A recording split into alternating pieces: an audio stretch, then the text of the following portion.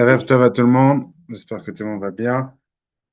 Alors, Baruch Hashem, on a commencé le cinquième cours. Chazak à tous ceux qui sont là, à Binyamin et à toute l'équipe Baruch Hashem. Ce sera un cours qui est très très important. On va l'enregistrer aussi parce que il est ultra important.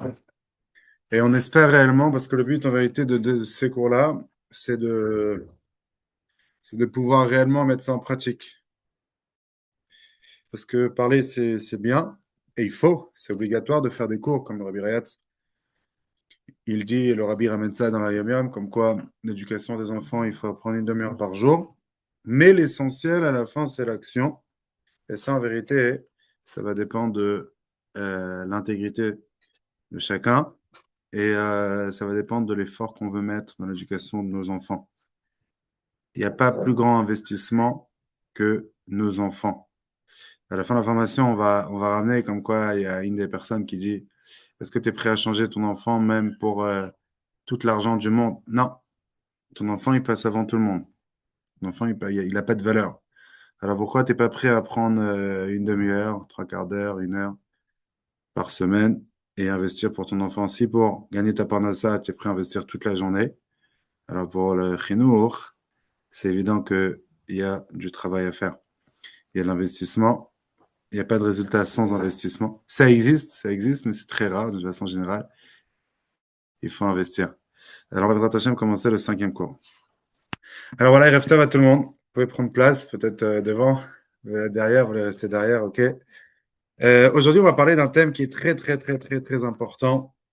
En réalité, c'est la suite de la semaine dernière. La semaine dernière, c'était le cours 4 de la formation. On en a fait beaucoup plus, mais dans la formation essentielle, c'est le 4.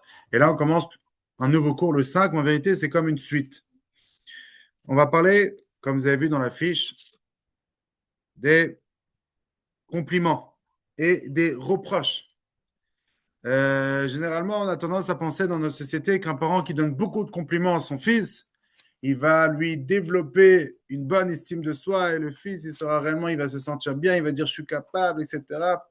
Et une personne qui fait des reproches à son fils, il risque de penser je suis pas capable, tout le temps on me fait des reproches, etc. On va voir que dans notre cours que c'est pas exactement ça. C'est pas exactement ça. On va voir qu'en vérité, les reproches et les compliments, ils ne dépendent pas de si on dit des reproches ou des compliments à nos enfants, mais la question est comment on va dire nos reproches et comment on va dire nos compliments. Il peut y avoir des compliments qui détruisent, il peut y avoir des reproches qui construisent.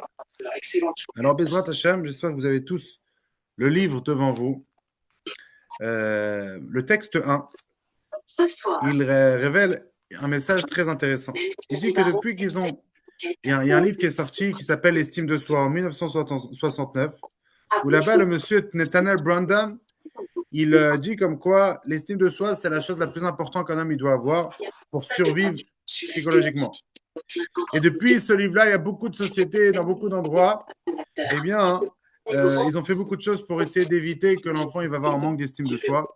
Et qu'est-ce qu'il a fait? Les gens, ils ont arrêté de faire des concours à l'école. Et les professeurs, ils ont enlevé le stylo rouge de l'école parce qu'ils ont peur qu'en effet, il va y avoir les enfants, ils vont mal se sentir. Et ils commençaient à donner des médailles à tout le monde pour qu'il n'y ait pas de différence et de préférence, etc., etc. Malgré qu'il n'y avait pas trop de raisons des fois. Ils faisaient vraiment, ils sont partis à l'autre extrême. Est-ce que vous pensez que c'est une bonne chose? Eh bien, on est bien d'accord que non. Il faut trouver en effet l'équilibre. C'est ce qu'on va essayer de faire ce cours-là, l'hydratation. Alors, on commence avec une petite histoire. On raconte Rabbi Eliezer de Jikov. C'était l'élève l'enfant du tzaddik de Rabbi Naftali Miropshitz. Lui, une fois quand il était petit, il a fait une petite bêtise. Et son père, il a fait une reproche. Il a dit, voilà, comment tu peux te comporter de cette façon? Et là, l'enfant, il dit, qu'est-ce que je veux faire? J'ai un Yetzarara. Le Yetzarara, il me fait fauter. Et là, le père, il dit, Aderaba, au contraire, c'est un Yetzarara. Apprends du Yetzarara. Le Yetzarara, lui, il fait bien son travail. Il ne va jamais au chômage. Il est à fond dans sa mission pour accomplir sa mission ici. Toi aussi, tu dois faire la même chose. Là, l'enfant, il dit, avec son intelligence, il dit, mais regarde, le Yetzirah, il n'a pas un Yetzirah, lui. Lui, il est au top, moi, j'en ai un. Alors, moi, j'ai un Yetzirah qui me dérange dans ma mission. Lui, il n'en a pas. Alors, Bezrat Hashem, aujourd'hui, comme j'ai expliqué, on va essayer réellement de parler de ces éléments très importants. Vous avez l'exercice numéro 1. J'espère que tout le monde l'a. Dans ce livre-là. Ça, c'est une expression de Donald Trump. Et on va, Bezrat Hashem, demander ensemble la question. La première question est que chacun, celui qui est à la maison, ceux qui ont les livres à la maison, qu'ils écrivent aussi, et ceux qui sont aussi en présentiel. Alors, l'exercice numéro 1. Écrivez 2 choses positives que vos enfants ont fait et comment vous avez réagi. Okay. Écrivez, vous avez 2 choses. Ok.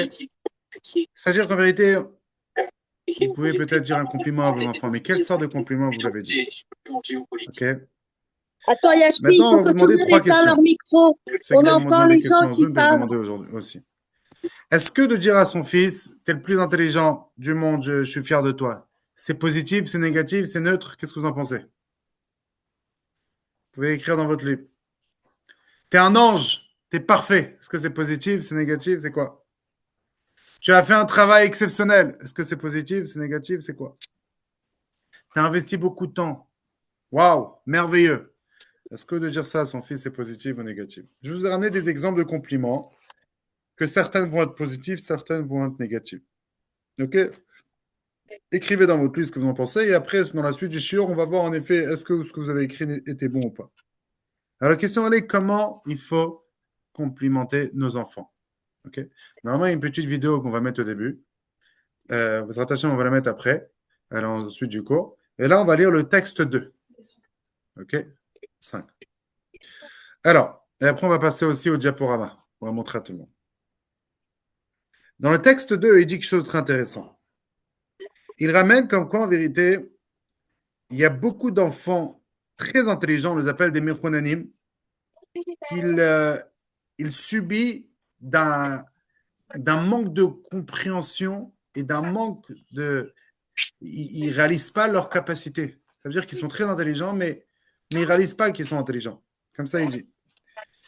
Et après, il dit qu'il y a une dame, une psychologue, qui s'appelle Carol Dweck. Et cette dame-là, avec toute son équipe, dans l'Université de Columbie, ils ont fait un sondage et ils ont fait des recherches très intéressantes. Écoutez bien ça, c'est super intéressant. On va voir qu'en vérité, leurs recherches qu'ils ont fait, en vérité, la Torah, ça fait déjà des milliers d'années qu'elle a écrit. Ils ont envoyé 4 personnes, des chercheurs, des gens qui font des recherches, à New York, dans une école à New York. Et ces dames-là, ils ont sorti chaque fois un autre élève pour lui faire un contrôle d'intelligence. Demander des questions pour voir est-ce que tu es intelligent ou IQ. Et là, ce qui s'est passé, c'est que de base, ils ont demandé des questions faciles. Et après, les enfants, ils ont reçu des bonnes notes. Et il y a certains enfants qui ont dit waouh, c'est super intelligent, c'est exceptionnel, c'est trop fort. Et d'autres enfants, ils ont dit waouh, c'est beau, tu as fait beaucoup d'efforts. Ça veut dire que un groupe d'enfants, ils les ont donné des compliments sur leur intelligence. Et un groupe d'enfants, ils ont redonné des compliments sur leurs efforts. Vous voyez? Et après, ils ont pris ces 2 groupes d'enfants et ils ont demandé à ces 2 groupes d'enfants de faire encore un contrôle. Mais là, ils ont donné l'opportunité. Ils ont dit au groupe d'enfants, quel contrôle tu préfères, le difficile ou le facile? Ils ont donné 2 contrôles. Ils ont dit ça c'est facile, ça c'est difficile. Le groupe d'enfants qui ont reçu des compliments sur leurs intelligences, ils ont choisi le contrôle facile. Le groupe d'enfants qui ont reçu des compliments sur leur effort, ils ont choisi le contrôle difficile. Vous voyez un peu ou vous ne voyez pas? Je répète une dernière fois. Ah, vous avez compris ce qui s'est passé. Vous n'avez pas compris pourquoi. Et on va parler dans ce cours pourquoi. OK? Alors, je répète en 2 mots. Tu as deux groupes d'enfants. Un groupe d'enfants qu'on leur dit vous êtes intelligents. Ça veut dire que dans leur tête, maintenant, ils sont intelligents. Deux groupes d'enfants, c'est quoi les compliments qu'on leur donne? Vous avez travaillé très dur. Le groupe d'enfants qu'on leur a dit vous avez travaillé très dur, ils ont choisi un contrôle difficile. Le groupe d'enfants qu'on leur a dit vous êtes très intelligents, ils ont choisi un contrôle facile. Et la question, elle est pourquoi? Ok? Pourquoi quand tu donnes un compliment sur l'intelligence de l'enfant, eh bien, ça va empêcher leur volonté de montrer encore plus leur intelligence. Et là, en vérité, on va expliquer aujourd'hui des éléments qui sont très, très intéressants. Est-ce qu'on m'entend bien dans le Zoom? Oui. Oui? Oui. Est-ce qu'on m'entend bien dans le Zoom? Je veux juste être sûr. Oui. Oui, on vous entend bien. Oui, on entend bien. Oui, ok, on entend très bien. Ok, parfait. Merci, Rabbi Benjamin. Ok. Alors, cette psychologue, elle s'appelle Carol Dweck, elle explique en vérité quand on donne des compliments à l'enfant pour le mérite de son intelligence, alors on lui dit, écoute, that's the game, ça c'est le jeu. Montre à tout le monde que tu es intelligent et ne prends jamais des risques d'échouer. Et qu'est-ce qui va se passer? L'enfant, il va dire, ok, c'est exactement ce que les enfants, ils vont dire, on est intelligent, très bien, maintenant, faire attention, il faut garder ce titre, intelligent. Par contre, quand tu dis à l'enfant, écoute, tu as fait des compliments, tu as fait des efforts incroyables, tu fais beaucoup d'efforts. Alors, il comprend qu'en vérité, qu'est-ce qui mérite un compliment? L'effort. Alors, il va choisir le contrôle le plus difficile pour, en effet, montrer comme quoi, en vérité, je fais des efforts. Et il comprend que c'est ça qui mérite un compliment. Vous voyez? Ça veut dire qu'en vérité, quand tu dis à l'enfant, t'es intelligent, il se dit, en fait, c'est pas dans mes mains, l'intelligence. Alors, je peux pas échouer. Parce que si j'échouais, je suis plus intelligent. Et si je suis plus intelligent, mon estime de soi, il prend un vrai coup. On va vous donner quelques éléments très intéressants avant qu'on parte dans la suite. Par rapport à l'importance, quand on donne quelques éléments, quand on donne des compliments à un enfant sur son intelligence ou quand on donne un compliment à un enfant sur son effort. Et après qu'on va comprendre tout ça, on va comprendre qu'en vérité, quand on donne des compliments à nos enfants, il faut faire très très attention de réfléchir avant. Pourquoi je lui donne ce compliment? Est-ce que mon compliment sera efficace? Est-ce que mon compliment va construire ou va faire le contraire? Alors, je répète, bien sûr qu'il faut donner des compliments à nos enfants. Et il faut en effet leur donner des efforts, utiliser leurs capacités, etc. Mais il n'y a aucun sens de les faire des compliments sur des cadeaux naturels qu'ils ont reçus d'Akadosh Baruch Hu. OK?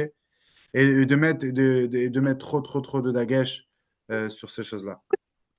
Deuxièmement, il faut savoir que quand on donne trop de valeur, coupez vos micros.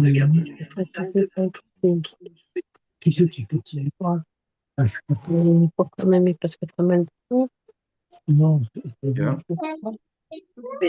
S'il vous plaît, est-ce que vous pouvez couper vos micros dans le Zoom, s'il vous plaît? Ok. Alors, deuxièmement, quand on donne trop de valeur à l'intelligence, parce que beaucoup de fois aussi aux États-Unis, et les gens ont tendance beaucoup de fois à donner l'importance à l'intelligence. Oh, he's smart, you're smart. Et ça, c'est malheureusement destructif. On va expliquer combien. On a commencé la semaine dernière, on va continuer cette semaine. Quand on donne trop d'importance à l'intelligence, l'enfant, il s'identifie selon son intelligence. Et il pense qu'en vérité, tout dépend de ça. On entend des voix qui parlent en même temps. Maintenant, c'est bon. Maintenant, c'est bon. Je pense qu'on est bon maintenant. Troisièmement, quand l'intelligence de l'enfant, eh bien, quand tu donnes trop de valeur à l'intelligence de l'enfant, il va tout le temps vouloir montrer à tout le monde qu'il est intelligent. Et comme j'ai dit, il ne va pas prendre de risques. Il va avoir très peur d'échouer, etc. Quatrièmement, il va tout le temps avoir des gens plus intelligents que lui. Tout le temps. On vit dans un monde où il y a des gens qui sont plus intelligents que nous. Alors, cet enfant que tu lui dis, tu es intelligent, il va tout le temps avoir des sentiments d'infériorité parce que lui, il pense que c'est quoi la vraie existence d'une personne? C'est d'être le plus intelligent. Mais qu'est-ce qui se passe à un moment donné? Il voit qu'il y a des personnes qui sont plus intelligentes que lui. Alors tout d'un coup, il a des sentiments d'infériorité. Il ne va jamais réellement avoir un bien-être réel. Pourquoi? Parce qu'en effet, malheureusement, eh bien, il y a des personnes plus intelligentes que lui. Et il pense que c'est ça en vérité le jeu, d'être le plus intelligent. Sixièmement, pour protéger son intelligence et cette estime de soi, eh bien, qu'est-ce qu'il doit faire? Il doit rabaisser l'intelligence d'autres enfants Et après, quand il grandit, d'autres adultes. OK? Trouver des défauts chez les autres, parce qu'en effet, lui, il pense que c'est quoi la valeur d'une personne? C'est son intelligence. Et la dernière des choses, c'est que beaucoup de fois, il y a tendance que l'enfant, il va en effet se sentir supérieur à d'autres enfants. Et il va créer une hiérarchie dans la société où il vit, parce que l'estime de soi d'une personne, elle dépend de son intelligence. Ouais. Alors, on va commencer avec la vidéo. Alors déjà, voilà, on va passer rapidement les diaporamas. Les compliments constructifs, OK? Quels seront les effets, mes mots sur le long terme? Continuez. Quels sont mes objectifs? Quand on fait un compliment à nos enfants, il faut savoir au long terme, qu'est-ce qui va aider? Deuxièmement, quel est mon objectif? Pourquoi je lui donne ce compliment? Et troisièmement, quel est le message non verbal que je transmets? OK? Maintenant, on peut continuer. Un prochain. Tu peux lire, Bechavod. Les méfaits des compliments mensongers. Alors, ça, on va parler de ça après. On voit la vidéo? La vidéo. L'intro. Ouais, l'intro. On va commencer avec l'intro. Ouais. Attends une seconde. Ok, c'est en anglais, mais c'est sous-titré en français. Avant qu'on passe à la vidéo, je vais passer rapidement. Quels sont les avantages et qu'est-ce qu'on va gagner quand on fait des compliments à nos enfants sur leur effort? Elle a dit comme ça. Quand tu donnes un compliment à ton enfant sur l'effort, eh bien, tu vas lui donner des capacités et des clés pour réellement faire des efforts et réussir.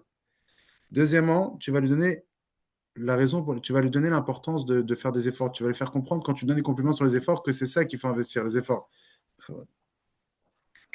Troisièmement, tu veux un livre, David? Tu peux remettre ton livre. Tiens, Bechavot. Cinquième cours. Quand tu fais des compliments à un enfant sur l'effort, il va tout le temps être ouvert à de nouveaux challenges. Il ne va pas avoir peur de prendre des risques et d'essayer de nouvelles choses dans sa vie. Par contre, l'autre enfant, eh bien, tout le temps, il va se protéger pour ne pas échouer. OK? Et en effet, il ne va pas avoir peur d'échouer, comme on l'a expliqué. Maintenant, on va passer à la vidéo. Bechavod. Ouais.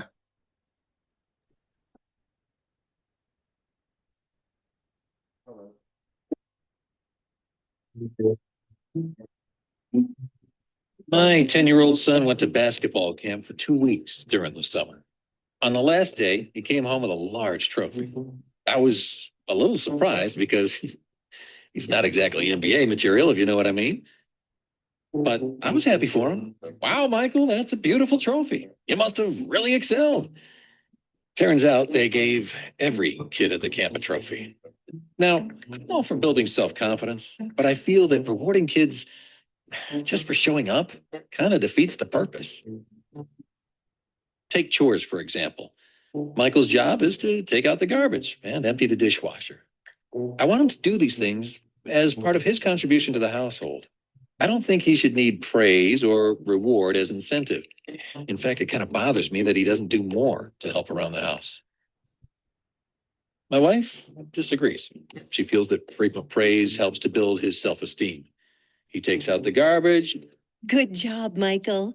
That sure takes a lot of strength. When he empties the dishwasher. Excellent job. You stacked everything so neatly. How would you respond?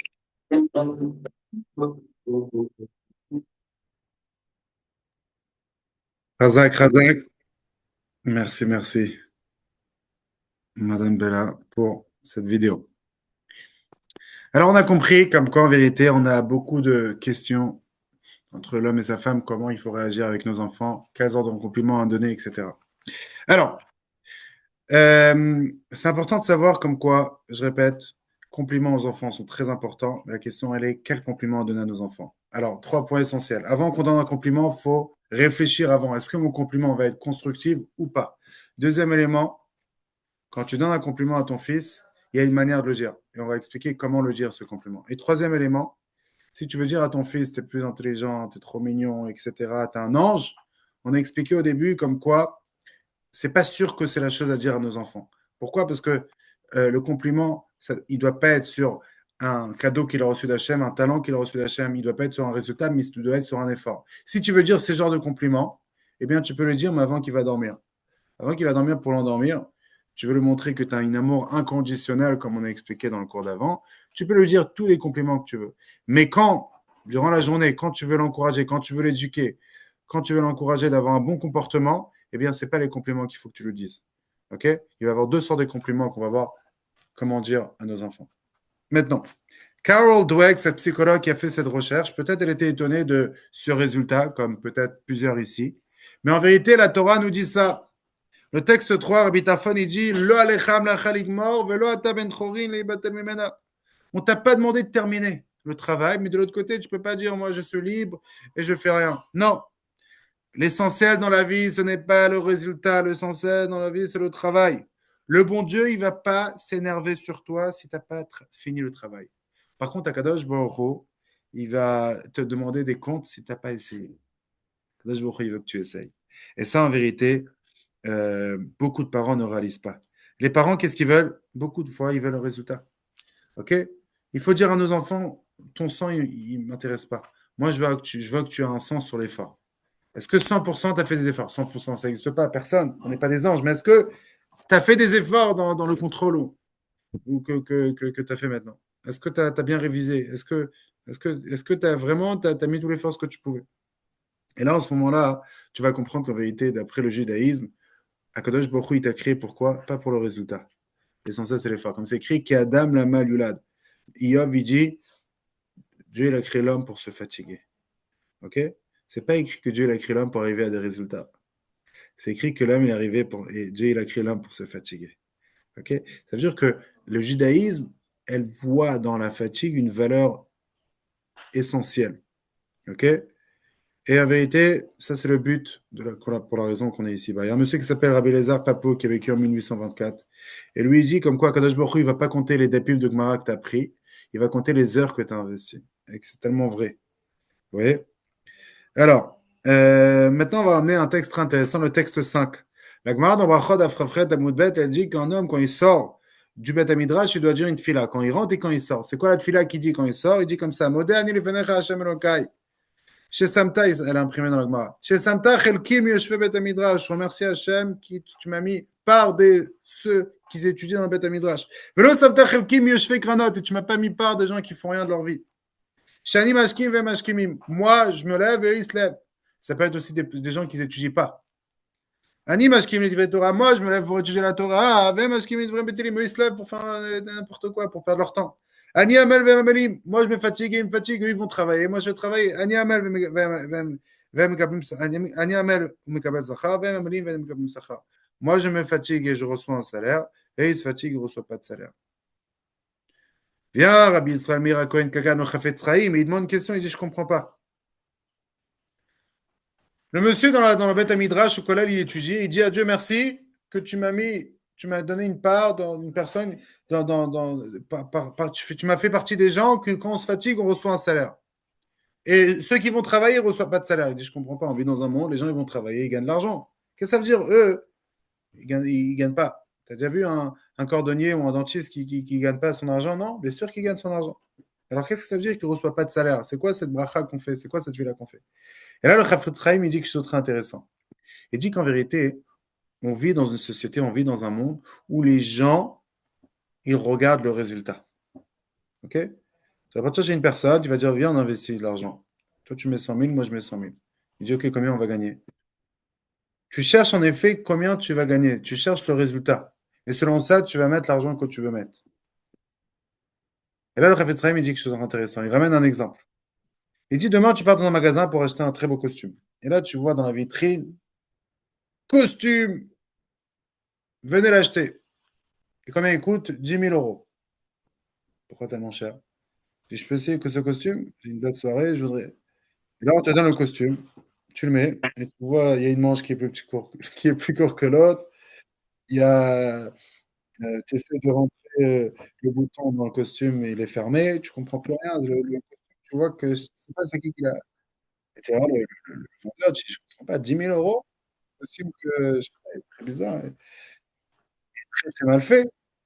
Là, le vendeur lui dit, oui, je comprends. Il dit, ah, pourquoi il coûte 10 000 euros? Il dit, en fait, ce costume, celui qui l'a fait, c'était un aveugle.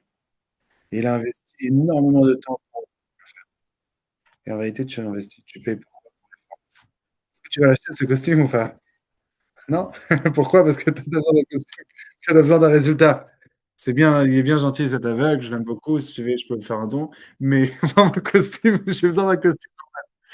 Et là, le Chafetz Chaim, il ramène cet exemple et il dit en vérité, on vit dans un monde où la personne ne cherche pas. Et c'est ça ce qui est écrit dans la Torah. Hein. Akadosh Baruch Hu, qu'est-ce qu'il voit?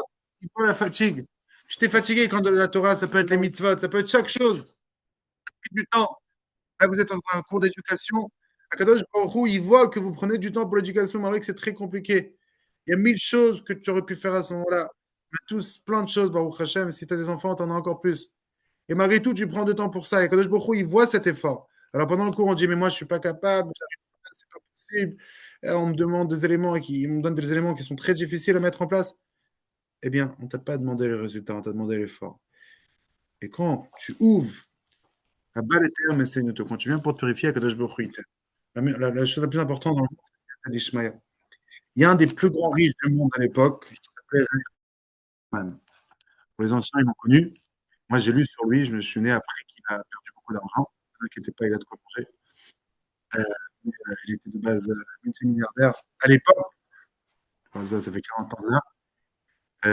On dit qu'il a demandé une bracha au rabbi pour une affaire. Le rabbi n'a pas donné la bracha, il a quand même investi. Je pense que c'était pour un grand site commercial quelque part, que le gouvernement avait dit qu'ils allaient envoyer. Ils n'ont pas envoyé. Ils ont perdu beaucoup, beaucoup d'argent. J'ai vu un article qui disait comme quoi une fois il est venu dans un gala et il a dit à toute l'assemblée, il dit à l'époque j'étais plus riche que vous tous en.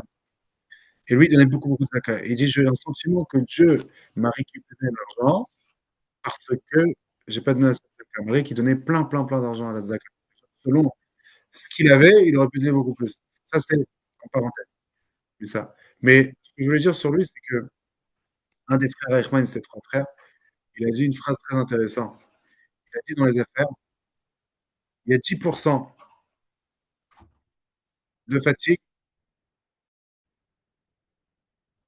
et 90% de chance. Et là, après, il a dit encore plus que ça. Il dit, si j'aurais pu changer ces 10% de fatigue en chance, je l'aurais fait aussi. De Mazal. Il y a 10% d'effort et 90% de Mazal. Vous voyez? C'est fort. Qu'est-ce que ça veut dire? Ça veut dire qu'en vérité, là, je me retrouve te demande l'effort. OK? Demande l'effort. Le résultat qui est la majorité, on a vu ça dans le Kratiam Souf, quand Shemenadav, il rentre, la mer, elle s'ouvre.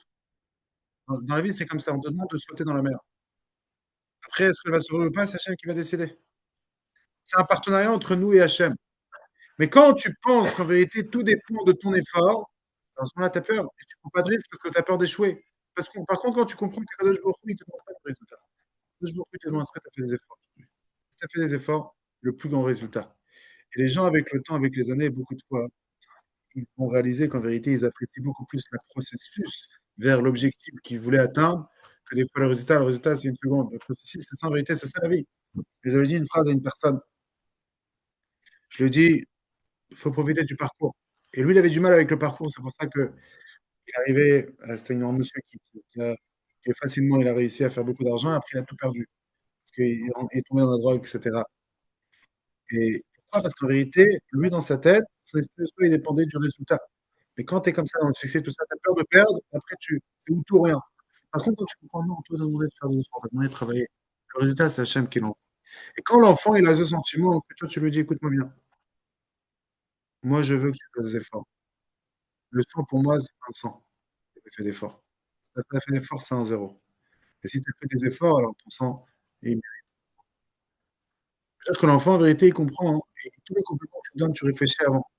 Les compliments, c'est waouh, une copine t'a fait un petit smile. Waouh, tu as fait des efforts.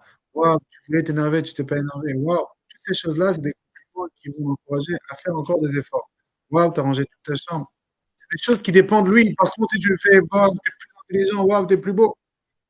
Déjà, premièrement, il n'a rien fait pour ça. Dans ce bon Dieu, il faut le compliment au Dieu. Le créateur a créé une créature tellement belle. C'est pas lui qui mérite un compliment. Et deuxièmement, qu'est-ce que ça peut l'aider dans sa vie, ce compliment? Lui, tu es tout intelligent, alors il dit, ok, j'ai rien à faire, je suis intelligent de toute façon. On va faire des efforts. Pire que ça, tu vas avoir un enfant plus intelligent que lui, il va se sentir inférieur. Il va se sentir la vérité n'existe pas. Et pire que ça, on va voir après. Des fois, malheureusement, on a tendance on est tous, moi le premier, à exagérer. Alors, j'ai dit, exagérer, on peut le faire avant qu'ils s'endorment. Les endormir, ils comprennent que c'est pour leur montrer de l'amour. Pas durant la journée quand on veut les encourager. Ok. On a tendance à exagérer et après l'enfant, il va sentir que c'est une exagération. Des fois, c'est du mensonge. Et après, l'enfant, il va apprendre à mentir. Et pire que ça, il va dire, en fait, moi, je suis pas capable, moi, je suis nul, et moi, pour me soulager, pour me renforcer, mon père, il me dit n'importe quoi. Et je vous ramener des exemples très intéressants. Il y a un grand professeur qui s'appelle Dr. Tversky, qui le connaissent ici. Il a écrit énormément de livres sur la psychologie et le journalisme. C'est un rab. Le rabbi l'a encouragé de faire toutes ces activités dans la psychologie. Justement, ça fait quelques années pendant le Covid. C'est lui qui a composé Oshia, le rabbi il a adopté ce niveau. C'était pas un Rabat. Le rabbi, il a demandé que ça les vaillards, on chante ce niveau.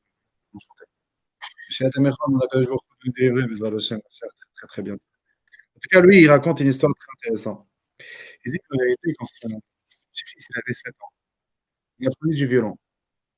Et un jour, son petit-fils, il est venu le voir, après quelques cours. Il dit, regarde, papy, comment je fais du violon. Et lui, il écoute, et vous voyez que c'était pas encore ça. Et il essaie vraiment de se concentrer, et il a réussi à comprendre quelle chanson il voulait jouer. On est bien d'accord qu'on ne va pas le mettre sur le podium dans un concert. Alors, il dit, la première réaction que je voulais, c'est quoi? Trop fort, c'est exceptionnel. Et là, il a compris que c'était pas une bonne chose à faire. Pourquoi? Parce qu'en effet, c'est du mensonge. Ça va pas réellement ramener à l'objectif. Qu'est-ce qu'il lui a dit? Il l'a envoyé la tête des chemins. Il dit, moi, je connais ce chant. Encore une fois, on va faire un duo ensemble, un duet. Enfin, ensemble, et il dit que ce duo lui a donné beaucoup de plaisir. Il était très, très content. Je lui ai donné un compliment. Sans le mentir, je connais ce chant. On chante ensemble. Vous voyez? Ça veut dire qu'en effet, à ce moment-là, il a en même temps réussi à renforcer et encourager son petit-fils, et en même temps, lui dire la vérité. Alors, je répète, Benjamin, t'es avec nous? Qu'est-ce qu'il y a? Allô, allô? Allô, allô? Allô? Je réponds parce que c'est Benjamin qui est avec nous dans le Zoom, il m'appelle, je ne sais pas s'il ne m'entend pas. Ok, peut-être qu'il m'appelle. Ok, alors on continue. Il m'envoie un message. Peut-être qu'il y a quelque chose qui ne va pas dans le Zoom. On t'entend mal. On t'entend mal. Allez, allez. On t'entend mal. Super. Oui, le réseau ici. Hop. Est-ce que vous m'entendez bien? Je coupe un peu. Vous entendez bien le reste ou pas trop?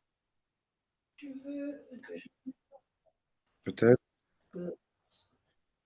On entend très bien. Est-ce qu'on m'entend On bien? entend très bien. Il y a eu une petite seconde comme ça que ça a vibré, mais on entend très bien. Vous pouvez me répondre? Allô, allô?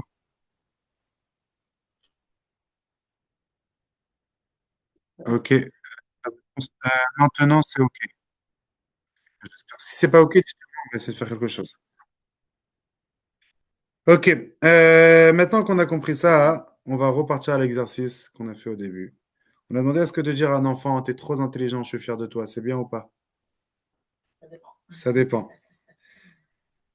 Si on lui dit tout le temps, Peut-être pas forcément, et peut-être ça va lui l'encourager. encourager de toute façon, tout le monde a son intelligence. Hein? Chacun a son intelligence. Oui, ok. Peut-être pour qu'il utilise son intelligence pour enseigner bien. Bon, d'après ce qu'il nous a donné. Comme ça. Ça veut dire encore une fois, comme je l'ai expliqué. Oui, vous avez compris, je répète pour bien aiguiser. Avant qu'il parte dormir, mais les compléments qui vont l'identifier, il ne faut pas que ce soit l'intelligence. Vous voyez? Euh, Parce qu'en effet, sur le coup, elle serait contente, et cetera, mais à long terme, ça va pas l'aider énormément. Ça peut faire le contraire. De dire: «Waouh, tu es un ange, tu es parfait». Non, c'est pas bon, parce que tu es pas sincère. C'est pas un ange et l'enfant n'est pas parfait. Tu l'apprends à mentir. Tu as fait un travail exceptionnel, waouh, ton travail, il est incroyable. Là, tu parles du résultat, c'est négatif. Il faut faire pourquoi? Parce que dans la prochaine fois, elle va même pas essayer de faire le travail parce qu'elle a peur de ne pas réussir comme cette fois-ci. Et là, si tu dis: «Waouh, tu as investi énormément, c'est incroyable, exceptionnel». C'est bien ou pas? Le compliment est parfait. Oui, alors 4 points avant qu'on continue. 1er point, avant qu'on fait un compliment, je répète, il faut réfléchir. Quel est le but de ce OK? Quels seront les effets de ce compliment? Deuxièmement, donner des compliments sur l'effort et pas sur l'homme, pas seulement sur l'homme et sur le résultat, sur le talent.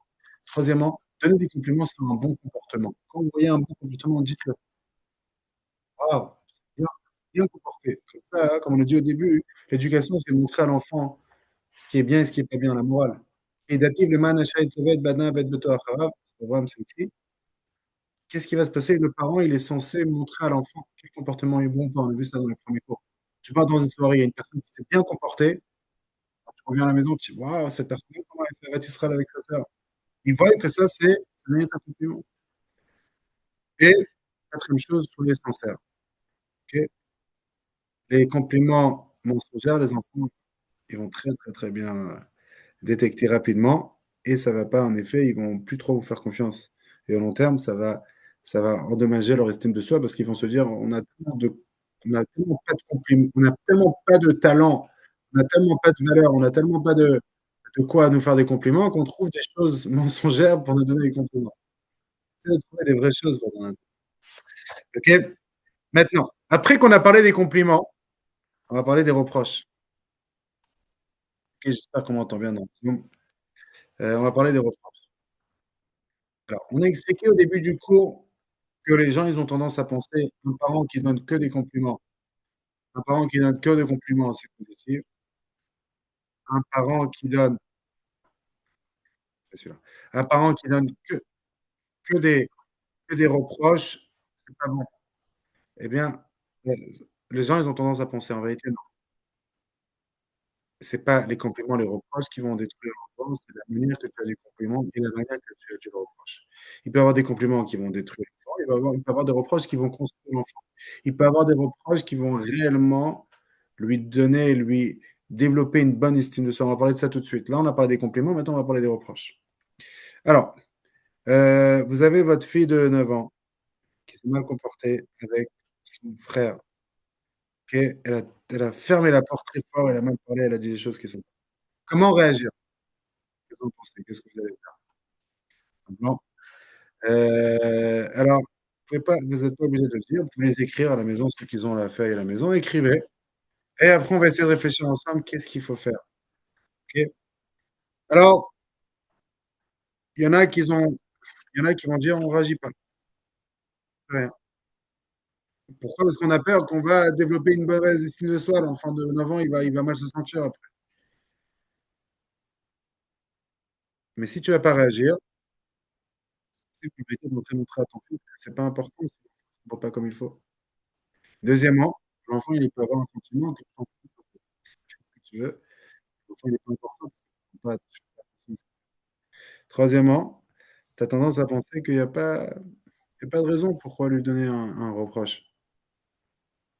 Ou bien vous avez pensé que l'enfant s'est bien comporté et c'est pas un mauvais comportement. Et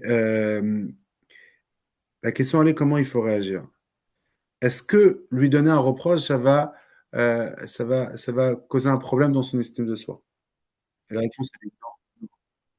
Il faut dire comment faire le reproche et si tu sais faire le reproche, si tu sais donner des punitions qui sont adaptées à lui, eh bien ça va pas seulement pas être destructif, mais ça va être constructif. On va parler de ça tout de suite. En réalité, on va s'inspirer en vérité, concerne Akadosh Baruch Hu. Il y a une phrase dans Amos, OK, tu vas demander à Rabbi David de la lire. Texte 7, c'est tout petit. OK? Des fois, on se demande pourquoi chaque petite action que le juif il fait, c'est important aux yeux d'Akadosh Baruch Hu. Et là, Amos, il dit une phrase très intéressante. Il dit pourquoi Akadosh Baruch Hu, il nous punit? Il peut pas nous laisser tranquille. Comme ils ont fait une pièce de théâtre. Et là-bas, il y a une personne qui dit je sais qu'on est le peuple élu, mais pourquoi de temps en temps, tu peux pas choisir d'autres peuples aussi un peu, laisse-nous un peu tranquille. On va lire dans les mots de Amos, Bechavod. Ouais. Que j'ai distingué entre honte et conséquences. Oui, en hébreu. Rak etchem yidati mikom shechot adama, al ken efkod alechem et kol avonotechem. Le fait qu'Akadosh Baruch Hu, il nous aime, le fait qu'Akadosh Baruch Hu nous choisit, c'est pour ça qu'en effet, chaque petite chose, il va nous remettre en place. Amos, il nous explique qu'Akadosh Baruch Hu ne punit pas parce que, malgré qu'il nous aime. Non, il nous punit parce qu'il nous aime. Tellement qu'il nous aime, tellement qu'on est important, il veut qu'on réellement, il nous oblige à prendre la responsabilité de nos actes. Ça veut dire que quand on prend responsabilité de nos actes, on apprend à nous montrer que faire attention à nous, c'est important. Et la même chose, on a d'être parents. Quand on reproche à nos enfants, c'est un signe qu'on les aime. Et c'est pour ça que si la reproche qu'on fait vient, elle vient avec de l'amour, et ils ressentent qu'elle vient, très intelligent, quand ils ressentent que ça vient parce que je les aime, eh bien, ce reproche, il va au contraire, il va développer, il va construire leur estime de soi. C'est incroyable. Peut-être ça va faire de la peine quand on va leur dire les choses, mais si réellement ça va venir à côté d'amour et tu vois que le père se soucie de lui, eh bien, c'est incroyable. Il va avoir de manger, mais il va faire le contraire. C'est exceptionnel. Combien c'est vrai, c'est en train de dire maintenant. Euh, c'est pour ça que, par exemple, l'enfant, il fait une bêtise devant tout le monde. Devant tout le monde, pas vexé, pas lui faire honte à l'enfant.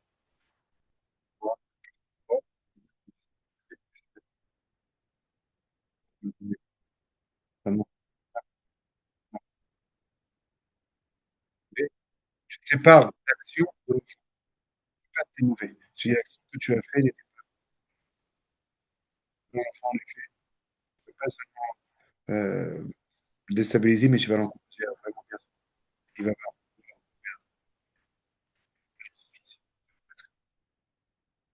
Texte 8, les travaux, texte Action. Et pas nos actions.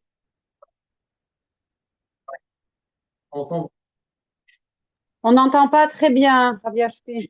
Ça coupe par moment. les yeux. Oui, après tout, réfléchissons-y un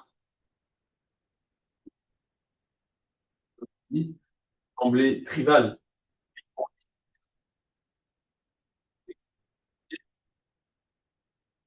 Et demandez qui pour d'accord peu d'intérêt, alors qu'il sorbet à faire. Auriez-vous le sentiment que votre employeur se préoccupe réellement de vous et de vos soucis? C'est que sans l'enfant, c'est de n'êtes pas obligé de poser le journal de dire je suis en train de lire. Dans quelques instants,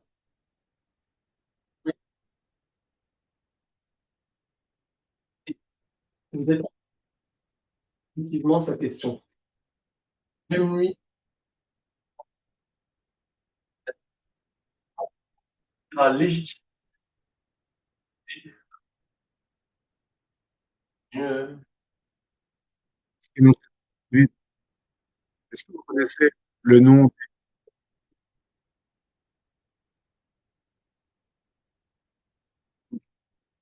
de mon frère? Lui m'intéresse.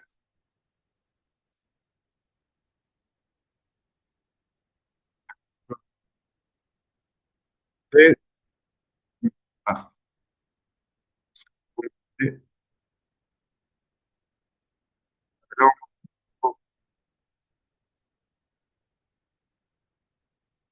Allô, allô.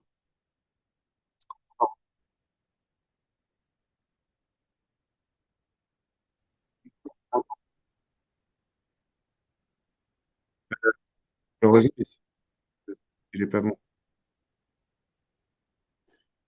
C'est positif. Pas. Non, non.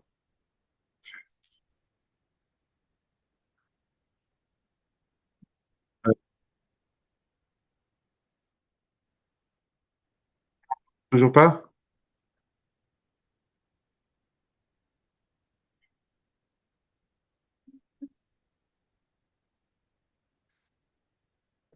Ouais.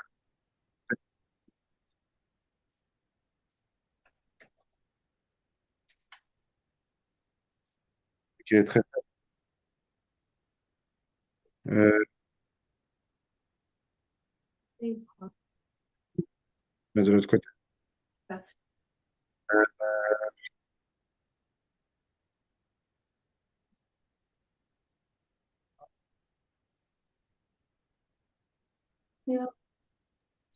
Montre coupée. Quoi, en fait?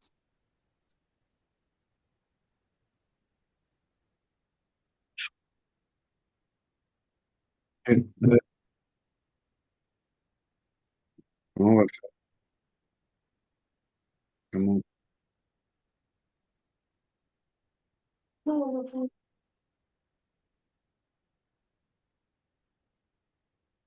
Ouais.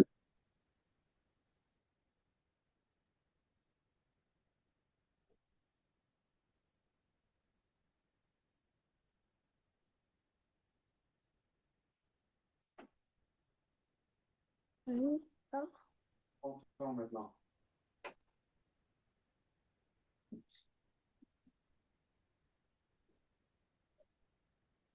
Et je pense que la prochaine fois qu'on va faire le cours, on va le faire de l'autre côté. Parce qu'apparemment, ici, dans cet endroit, il y a moins de réseau. De toute façon, maintenant, il reste 6 minutes. Ok, tranquille, là, on a presque fini. Bon. Euh, ok, on va redire les points qu'on a parlé cette fois-ci. On va la chaîne, la prochaine fois, on va continuer et on va se mettre de l'autre côté. Ok, on va se mettre de l'autre côté, les attachés. T'as raison. Ok, vous m'entendez. Ok. Les attachés, la prochaine fois, on va continuer à parler des reproches, comment faire des reproches. C'est très, très intéressant. On va prendre aussi des votes. On va prendre dans la Torah, il y a plein des Mirtavim, du Rabbi, etc., des lettres très intéressantes qui parlent qui parlent par rapport à ce domaine. La prochaine fois, Bezrat Hashem, on va parler de ça. Euh, on va répéter rapidement ce qu'on a parlé aujourd'hui. On a dit que l'estime de soi de nos enfants ne vont pas dépendre si on leur donne beaucoup de compliments ou beaucoup de reproches, mais la question elle est quels compliments on leur donne et quels reproches on leur donne et de quelle manière on leur donne un compliment et de quelle manière on leur donne un reproche. En d'autres mots, il faut bien bien réfléchir avant chaque compliment. C'est pas évident, mais ça vaut le coup. Deuxièmement, il faut tout le temps adapter nos compliments pour des objectifs plus élevés. OK? Le but, c'est pas de renforcer l'ego de l'enfant, mais c'est euh, de l'encourager à évoluer. Et pour ça, quand tu lui dis waouh, tu as fait plein d'efforts, eh bien, tu vas l'encourager à faire plus d'efforts. Quand tu dis waouh, tu es super intelligent, il va dire ok, je suis intelligent, j'ai plus besoin de rien faire, je suis intelligent de toute façon. Et pire que ça, je vais pas prendre des risques de faire de nouveaux projets parce qu'après, on va me dire peut-être que je suis pas assez intelligent. Si on me donne des compliments sur l'intelligence ou sur le résultat, waouh, t'as une super bonne note. Alors le jour qu'il n'a pas une bonne note, il se sent nul, mais c'est faux. Par contre, quand c'est l'effort, il comprend qu'en vérité. Et ces choses-là, quand je les donné aussi à d'autres parents, ils ont dit, ouais, il faut dire ça aux professeurs aussi. En effet. Alors, il y a quelques professeurs ici, mais j'en donne aussi à plus. Il faudrait en effet parler plus de ça aux professeurs que des professeurs qui n'ont pas encore réalisé ces messages qui sont tellement importants. Euh, Quand on fait un compliment aux enfants sur leurs efforts, en vérité, c'est très très utile et très productif parce qu'en vérité, on leur donne un compliment sur des choses qui sont dans leurs mains. L'effort, c'est dans la main de l'homme. Le résultat, il n'est pas dans les mains. Quatrièmement, dans le judaïsme, on sait très bien que l'essentiel, c'est l'effort. Pas le résultat et pas la qualité, mais l'effort. L'effort, c'est la valeur la plus importante. Et l'effort, c'est la raison de notre existence.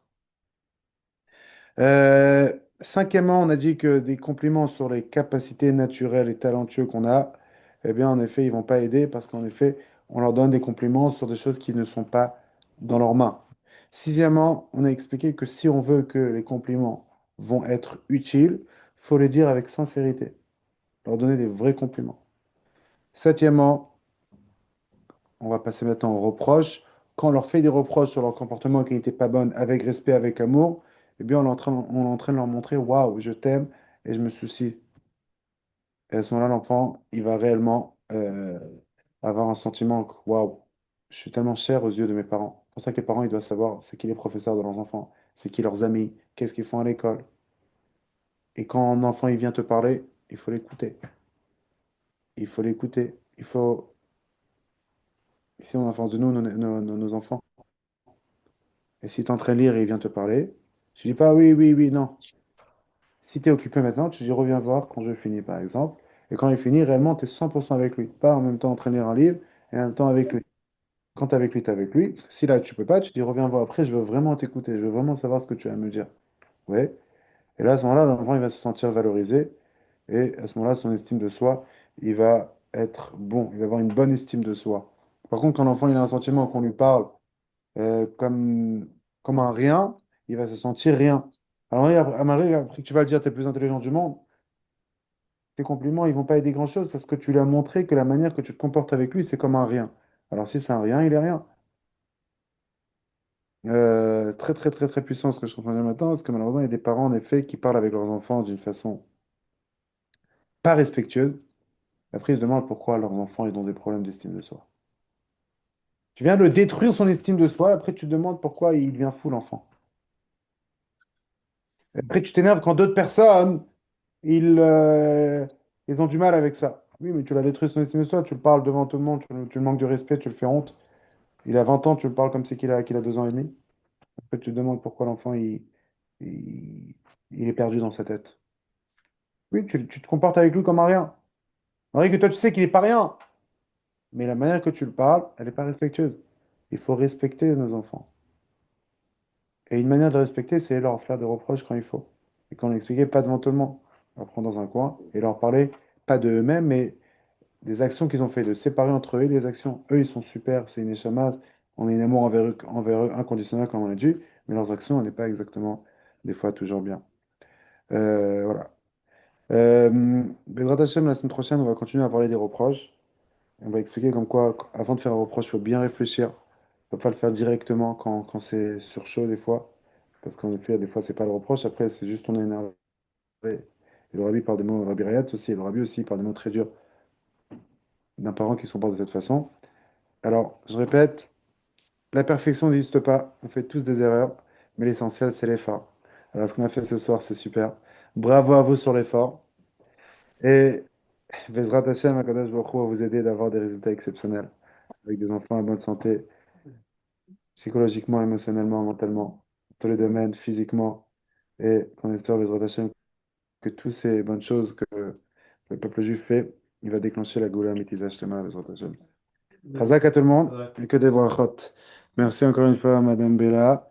Et merci, merci à vous tous que vous prenez le temps d'investir sur le projet le plus important de notre vie, que ça, c'est nos enfants.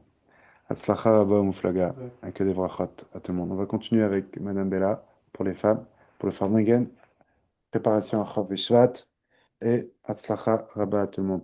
Ciao à tous.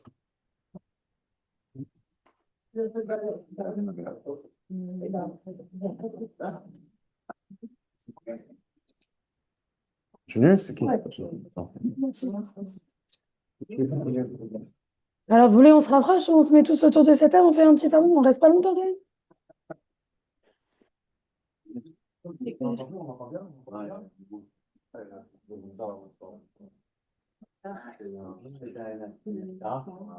Ça a traîné, il y a eu des gens. T'as entendu, la majorité t'as entendu?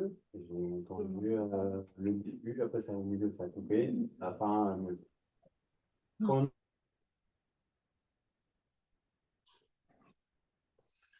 ça marche. Non, il y a je sais pas si le micro doit aider avec le réseau de pouce. Non, puisque de toute façon, tu utilises toujours ton ordi, ça marche. Non, c'est la connexion. Là, quand un niveau sonore bas, l'ordinateur, il prend comme si c'était un bruit de fond. Donc, il annule. Voilà. Donc, il faut parler beaucoup plus fort ou alors avoir un micro pour avoir un niveau sonore suffisant pour que ça passe bien. Pourquoi on ne ferait pas autrement que Zoom? Comment? Il y a Google, sur Google, ça marche bien aussi. Ouais. Il faudrait voir, on va pas voir. C'est dommage. Quand je fais le téléphone, c'est la 5G, c'est vraiment. Après, j'ai enregistré, si tu veux, je vais m'envoyer le Ouais, j'ai entendu les reproches avec les Nous, on va descendre. Ouais, c'est Christine Arac. Ah, oui, là, on a mis juste Arac. C'est pas très bon. C'est Google. Ok, on commence dès qu'ils sont où? Non, parce que HGAFA, nous, on fait une formation sur l'éducation innovante. Bien, rapprochez-vous, on va se mettre tous ensemble. On se met tous sur cette table.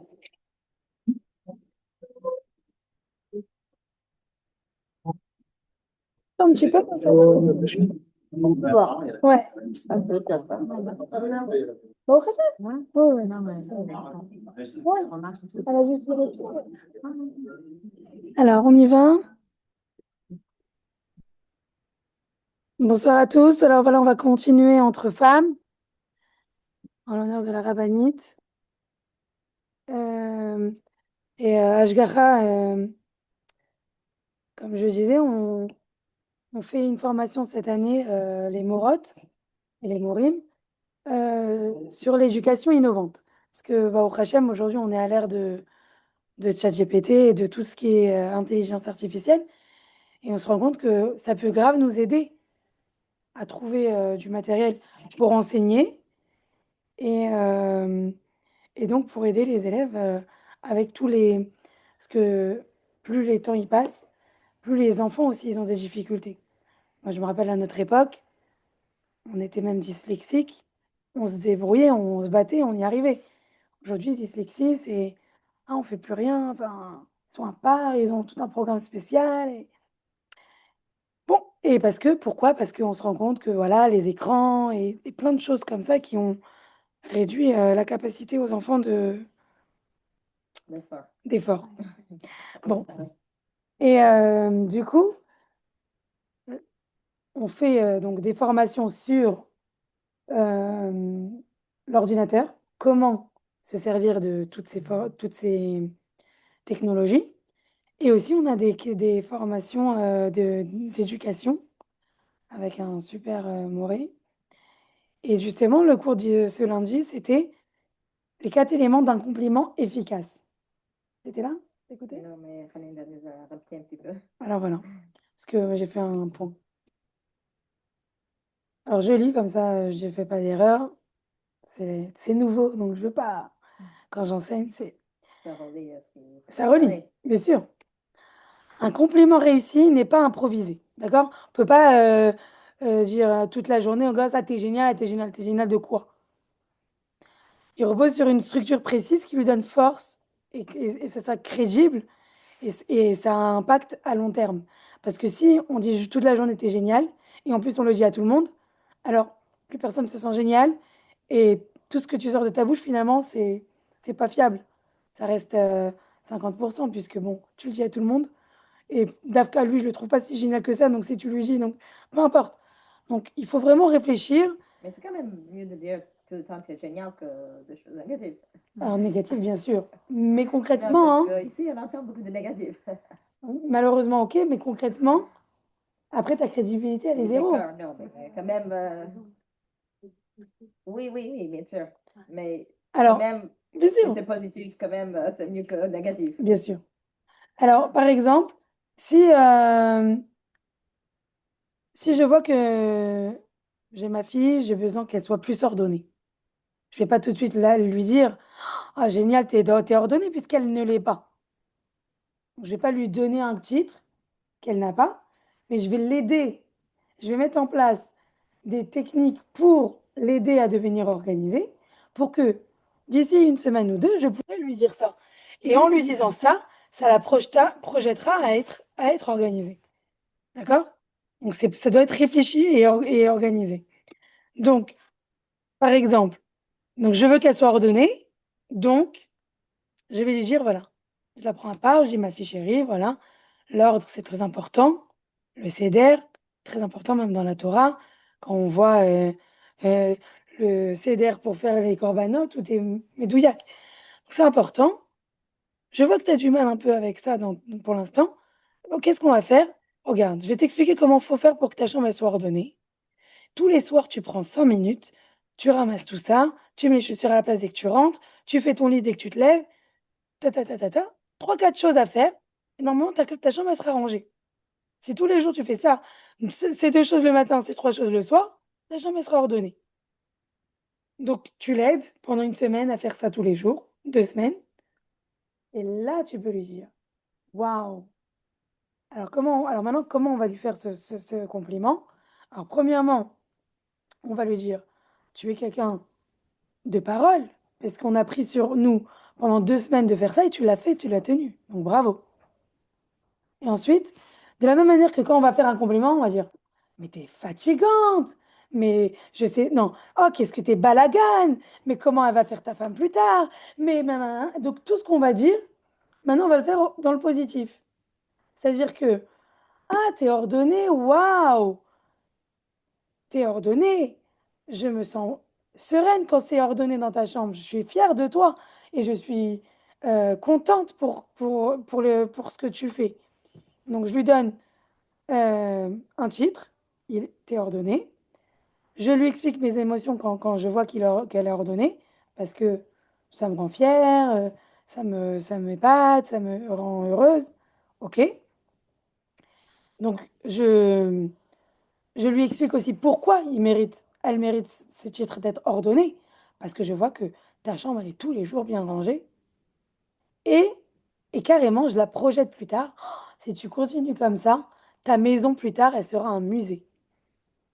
Alors quand tu lui dis ça, quand tu utilises ces trucs, alors ça lui donne ce titre et c'est un bagage pour toute la vie. Bédrat Hachem, il sait, oh, ça je peux cocher, je sais que je suis ordonnée. Et donc, la prochaine fois que la Mora va dire, qui c'est qui est ordonné, qui peut prendre la commande pour le prochain restaurant, elle va se sentir apte à le faire puisque elle sait qu'elle a ce titre-là qu'elle a dans son bagage. Et c'est une valeur pour le long terme. Et chaque chose, c'est comme ça. Voilà. Tu veux faire le Rambam? J'ai le Dvar Malchut. Ah non, je ne l'ai pas ramené. Si? C'est compliqué. Hein. Tiens. Dvar Malchut. Même moi, quand je le lis, on peut se complémenter le même. Oui, c'est important. Alors Chaval, que j'ai pas ramené le livre, tu l'as vu le livre que ma soeur elle a écrit? Dommage. Je l'ai à la maison. Il est vraiment génial. Ça, Ranaindal en a acheté un.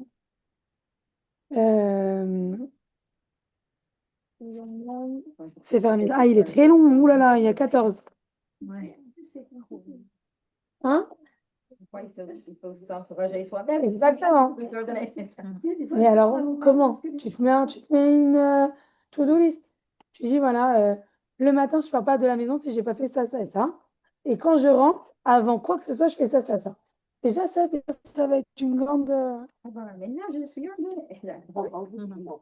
Je suis ordonnée dans ma cuisine. Je trouve chaque chose où sa place.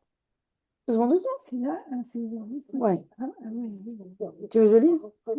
Allez, viens. Ah, c'est compliqué. C'est un peu compliqué. Hein. Parce que j'ai lu hier. Alors,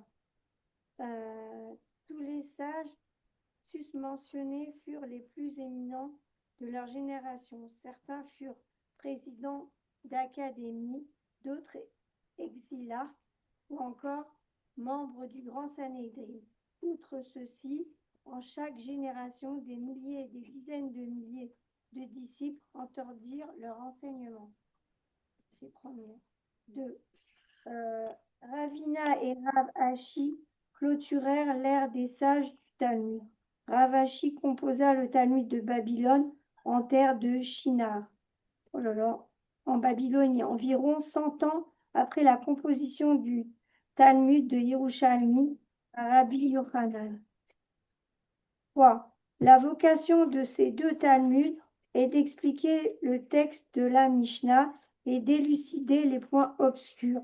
ainsi que de présenter les nouveaux points de loi développés par les divers tribunaux depuis Rabbeinu Akadosh jusqu'à la composition du Talmud. Très bien. De l'ensemble de ces sources que sont les deux Talmuds, le Tosefta, le Sifra et le Sifré, est mis en clair ce qui est interdit et ce qui est permis, ce qui est impur et ce qui est pur, ce qui constitue une violation pénale et ce qui n'implique pas de peine, ce qui est inapte à l'usage et ce qui est apte conformément aux traditions reçues par les sages de leurs prédécesseurs dans une chaîne interrompue remontant aux enseignements que Moshe, notre maître, sur le Sinaï. 4. Ces sources font également mention des décrets institués par les sages et les prophètes en chaque génération pour faire une clôture à la loi conformément à l'injonction explicite de Moshe. Vous garderez mon ordonnance, ce qui signifie vous ferez une protection à mon ordonnance. 5. Ces sources font également un exposé clair des coutumes et des ordonnances formellement introduites dans les diverses générations par les autorités rabbiniques ou venues à l'usage avec leur approbation. Il est défendu de s'en écarter, comme il est dit, ne t'écarte pas de ce qu'ils te diront, ni à droite ni à gauche. Voilà.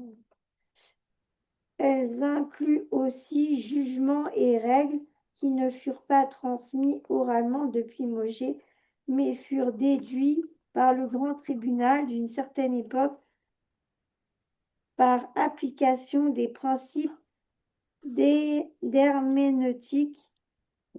Les anciens de ce tribunal décidèrent que telle était la loi. Ravashi compila dans le Talmud l'ensemble de ces enseignements depuis Moshe jusqu'à son époque. C'est compliqué. Les sages de la Mishnah composèrent d'autres textes. Hein? Là, tu fais le Rambam, là. Hein, bah oui, c'est Rambam. et je t'ai donné le Sefer Mizot juste à côté. Là, au coin, là-haut, tout là-haut. Ah, déjà, on commence les Ah ouais, d'accord. Voilà, c'est mieux. Pourquoi là, je te dis la vérité, j'ai pas compris grand-chose. Ah bah, c'est ça, je ne comprenais pas. Ok. Quand je dis tout ça, moi, j'ai l'impression de lire... Attends. Étude sur les 14 principes Shorashim qui ont conduit le Rambam dans l'énumération des commandements. Oh. Alors, principe numéro 1. Il ne faut pas... Même ça, c'est compliqué. Principe numéro 1. Il ne faut pas inclure dans cette liste des commandements d'origine rabbinique. Principe numéro 2. Nous ne devons pas inclure dans cette énumération des lois déduites grâce à l'une des règles d'exégèse selon lesquelles la Torah est expliquée ou par le principe de l'exclusion basé sur la présence dans un verset d'un mot, d'une particule ou d'une lettre supplémentaire. Je comprends rien. En fait, tu vois, enfin, je comprends rien. Je pense que ce qu'il veut dire, c'est quel mitzvot il a pris de toute la Torah, en fait.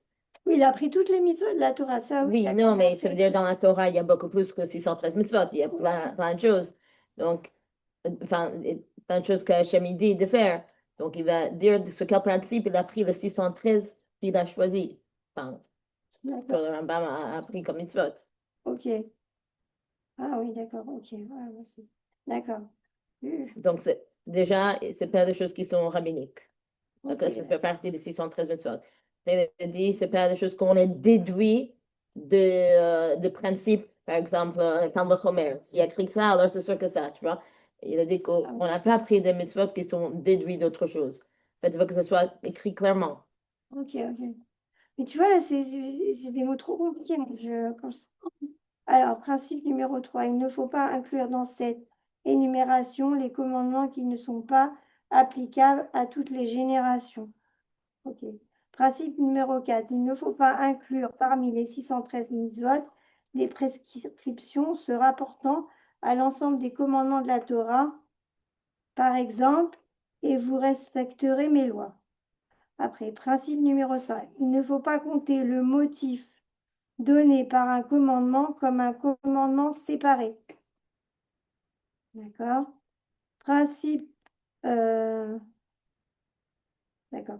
Principe numéro 6, lorsqu'un commandement contient à la fois une mitzvah positive et une mitzvah négative, ces deux mitzvot sont comptés séparément, l'une positive et l'autre négative. Oui, ça d'accord, ok.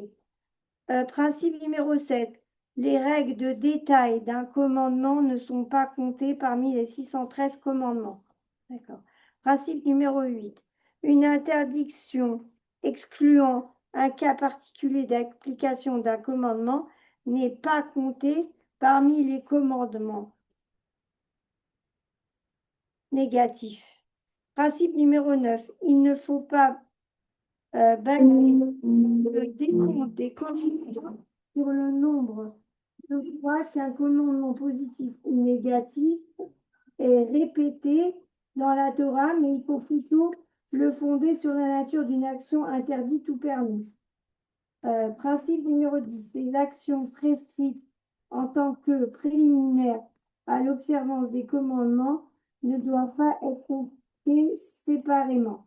Principe numéro 11, les divers éléments formant ensemble un commandement ne doivent pas être comptés séparément.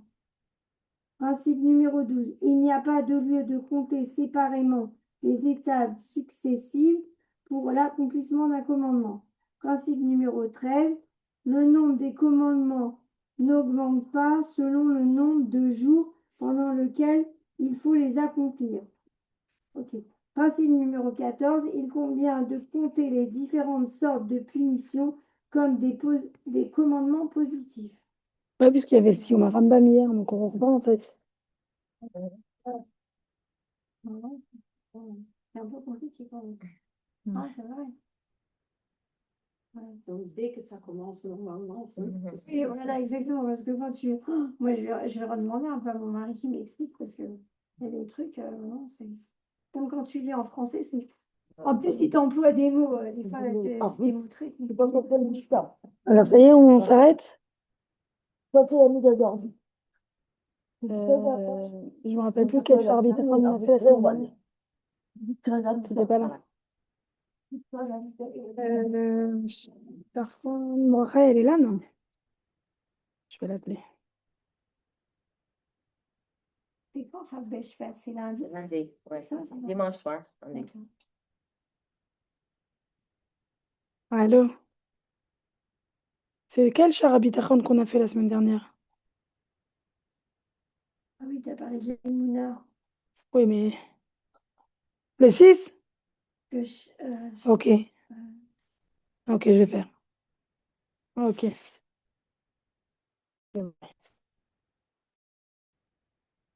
Alors, le 6, Baruch Hashem. Alors, char Bitachon. Le 6. Go 6. On y va. Tu veux dire un peu?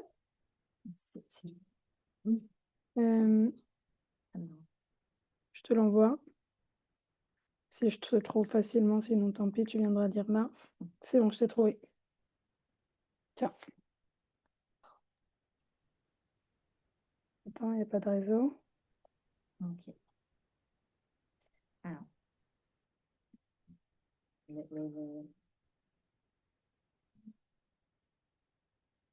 Dans le précédent cours, Ouais. nous avons appris que celui qui a confiance en autre chose, hormis Akadosh Baruch Hu, en retour, Dieu voile sa Hashgacha et le laisse dans les mains de celui en lequel il a confiance.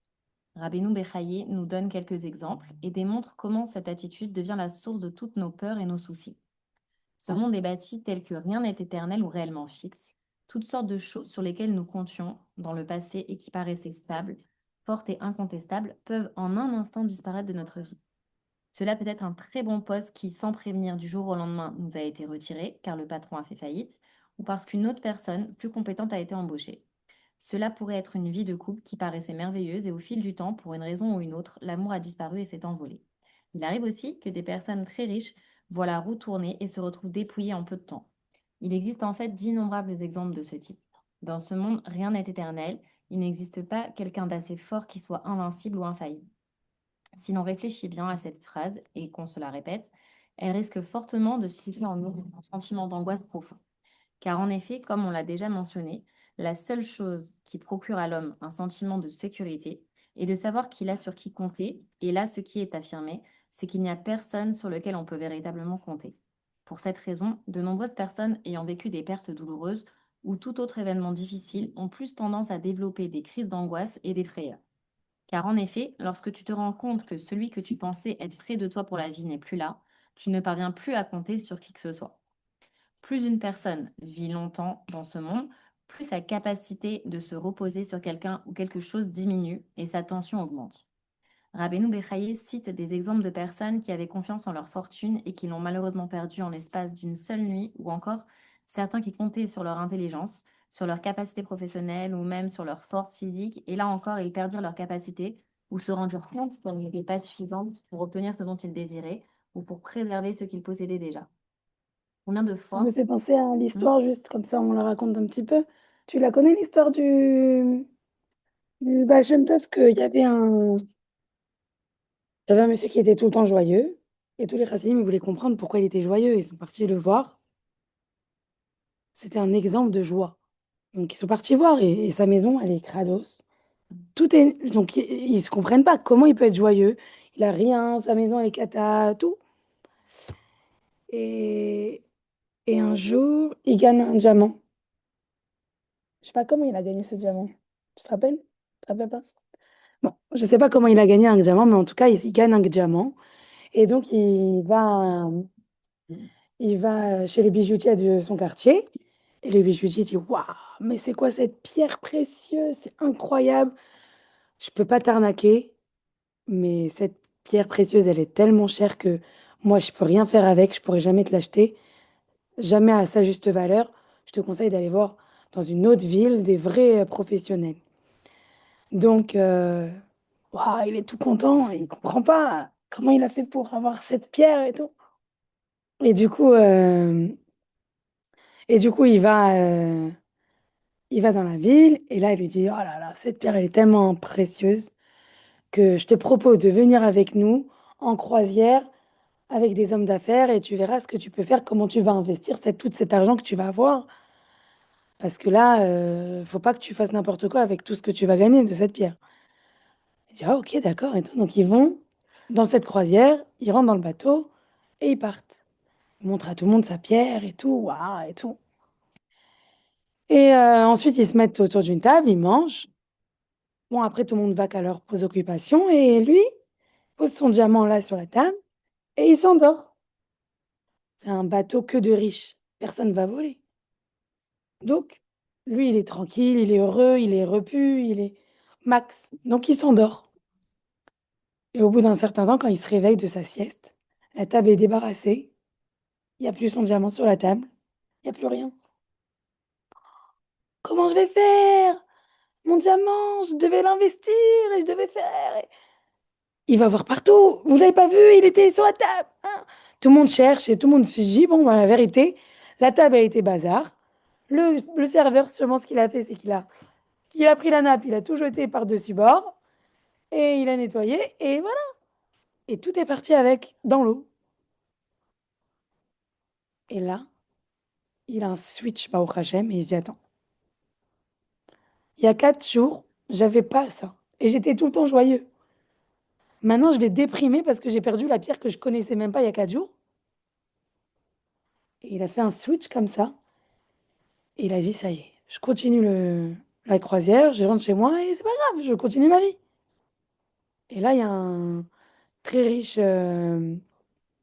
businessman qui vient le voir et qui lui dit, waouh, tu viens de perdre des milliards et tu as un mental comme ça fort. Toi, je te veux dans mon équipe.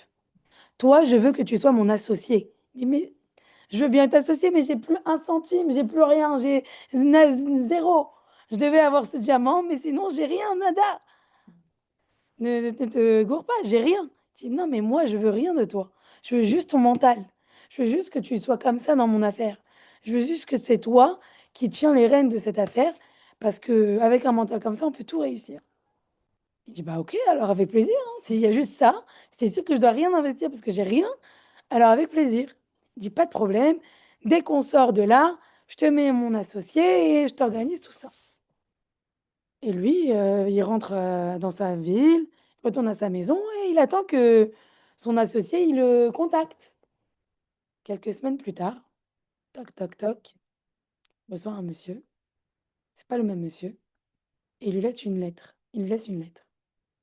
Il ouvre la lettre. Qu'est-ce qu'il y a écrit? Le monsieur avec qui vous êtes associé vient de mourir et il vous lègue toute sa fortune. Et voilà. Bon, Hachem. Parce que tu disais qu'on peut perdre tout en un instant et tout retrouver en un instant parce qu'on garde la Emouna. Et voilà, en fait, Hachem, il nous teste. Et quand on... Enfin, je crois que tu as tout perdu, tu peux te retrouver. Amen. Si tu veux. Très belle histoire, hein. Je vais bien retenir cette phrase. Je sais plus. Alors, combien de fois, non? C'est déjà? Je crois. Déjà, qu'il possédait déjà. Ouais, combien de fois exactement? Combien de fois vous est-il arrivé de compter sur une personne qui vous a finalement déçu? Combien de fois avez-vous compté sur une certaine action que vous avez commise ou bien avez-vous attendu impatiemment que quelque chose arrive en vous disant que cela réglera vos différents problèmes et finalement les choses ne se sont pas arrangées? Dans cette partie, Rabbeinu Bechaye emploie un mot qui est connu de quasiment toutes les personnes religieuses, le mot Ishtadlut. L'effort de l'homme. Les gens sont sans cesse préoccupés par ce sujet, l'effort qu'ils sont tenus de fournir, l'effort pour subvenir aux besoins de la famille, l'effort pour obtenir telle ou telle chose, etc. Le problème est que souvent, les gens mettent toute leur confiance dans cet effort, alors qu'en réalité, comme pour toute chose existant dans ce monde, cet effort aussi peut ne pas tenir ou ne pas suffire pour obtenir l'objet de notre désir. Pour cette raison, nous dit Rabbeinu Bechaye, la seule chose qui puisse nous amener la sérénité et la sécurité dans notre vie est le Créateur. Il est le seul à être éternel, le seul que personne ne peut atteindre. Rabbeinu Bechaye ne se suffit pas de cela. Il va par la suite énumérer toutes les données nous étant nécessaires concernant Akadosh Baruch Hu. Ces idées, nous devrons nous les répéter afin qu'elles puissent renforcer en nous l'idée qu'il y a vraiment sur qui compter. Rabbeinu Bechaye va rentrer dans les moindres détails car il sait qu'il n'est pas possible de compter sur quelqu'un juste parce qu'on nous a dit qu'il le fallait, même s'il s'agit de Akadosh Baruch Hu. Il s'agit d'un sujet si profond et si vital qu'on ne peut pas le faire si on ne sait pas le plus clairement du monde que l'on peut véritablement compter sur lui. Compter sur lui parce qu'il est fort, parce qu'il sait tout et parce que tout lui appartient. Compter sur lui parce qu'il m'aime moi, quoi que je fasse. Compter sur lui parce que personne ne peut l'empêcher de me protéger, etc., etc. Ainsi, une fois que l'on connaîtra tous les détails, que nous les répéterons de nombreuses fois et que l'on se rendra compte à quel point ils sont véridiques, nous serons en mesure d'arriver au niveau escompté du bitachon, à la tranquillité d'esprit. C'est le moment où l'on se doit d'être régulier. Le bitachon est la chose la plus merveilleuse qu'une personne puisse vivre, mais cela exige de la patience, un travail personnel et de l'assiduité. Cela n'arrive pas en un seul instant. C'est un processus à tenir, mais celui qui prendra la peine d'y investir les efforts nécessaires sera aidé par Hachem et arrivera à obtenir les meilleurs résultats. Pour l'élévation de l'âme de Raphaël Lévy Yosef Ben. Razak. Bon, bah voilà. Refoua Shelema. Chaim Ben Sol, Amen. Amen. William Michael Ben Mirai, Myriam. Amen. Chol Cholei Amo Israël. Voilà. On fait les psukim, Amnatseach, Mizmor, David, Yantra, Adonai, Bia, Sarah, Isagefra, Shem, Eloé, Yaakov, Ishlach, Ezrecha, Mikodesh, Mitzion, Isadeka, Iskor, Kol, Minchotecha, Veolatra, Edashne, Sela, Iten, Lecha, Chilvavecha, Vechol, Atzatcha, Yemale, Eranena, Bishwatecha, Ubeshem, Eloheinu, Nidgol, Yemale, Adonai, Kol, Mishalotecha, Ata, Yadati, Kioshia, Adonai, Beshiro, Yaneu, Mishme, Kocho, Mikvorot, Yesha, Yemino, Ele Barechev, Vele Basusim, Panachnu, Beshem, Adonai, Eloheinu, Naskir, Ema, Karu, Benafalou, Vanachnu, Kamnu, Benitodad, Adonai, Oshia, Amelech, Yanenu, Beyom, Korenu. Les psukim et après on. Torah, Siva, Lanu, Moshe, Morasha, Keilat, Yaakov, Shema, Israël, Adonai, Eloheinu, Adonai, Echad, Bechol, Dorvador, Hayav, Adam, Lirot, Etatzmo, Keilu, Uyatsa, Mimitzraim, Kol Israël, Yesh Lahem, Chelek, Leolam, Abba, Sheneemar, Ve'amer, Kulam, Tzadikim, Leolam, Irshu, Aretz, Netzer, Matai, Maaseh, Yadai, Leitpaer, Kikarov, Melecha, Adavar, Meod, Peficha, Uvilvafra, Laasoto, Veine, Hashem, Nitzav, Alav, Umelo, Kol Haaretz, Kevodo, Umabit, Alav, Uvochen, Klayot, Valev, Imavdo, Karaoui, Bereshit, Bara, Elohim, Et Hashamayim ואת הארץ, ושיננתם לבניך, ודיברת בם, בשבתך, בביתך, ובלכתך, בדרך, ובשוכבך, ובקומך. יגעתי ולא מצאתי, אל תאמין. לא יגעתי ומצאתי, אל תאמין. יגעתי ומצאתי, תאמין. ואהבת לרעך כמוך. רבי עקיבא אומר, זה כלל גדול בתורה. וזה כל האדם ותכלית בריאתו ובריאת כל העולמות, עליונים ותחתונים, להיות לו דירה זו בתחתונים. ישמח ישראל בעושיו, פירוש שכל מי שהוא מזרע ישראל יש לו לשמוח בשמחת השם, אשר שש ושמח ודירתו בתחתונים. יחי אדוננו מורנו ורבנו מלך המשיח לעולם ועד. ורבנו מלך המשיח לעולם ועד. יחי אדוננו מורנו ורבנו מלך המשיח לעולם ועד. יחי אדוננו Mashiach now. Bonne soirée à tous. Et alors, dimanche, il y a une super soirée Bezrat Hashem à Pantin. Je vais mettre le lien sur le groupe. Oui. On a peur, on ne peut pas se projeter, mais c'est écrit qu'il y a... Non, pas au Betrabat, c'est dans une salle. Je vais vous dire dans mon mail qu'est-ce que j'ai dit, qu'est-ce qu'ils ont dit. Dans une salle, c'est bien. Alors, ça sera dans une grande salle. À Pantin. Dans une grande salle à Pantin, alors. Oui, c'est vrai. Non, mais en fait, dans la fiche, il y a écrit Pantin. Dans la fiche, il y a écrit Pantin. Il y a un petit signe qui dit que c'est à Pantin. Mais après, il ne te donne pas l'adresse. Il te donne l'adresse que quand tu payes. Ça va être une super soirée. Il y aura un repas. Parce que ça aussi, ils ont écrit juste collation. Mais en vrai, finalement, ça va être un vrai repas.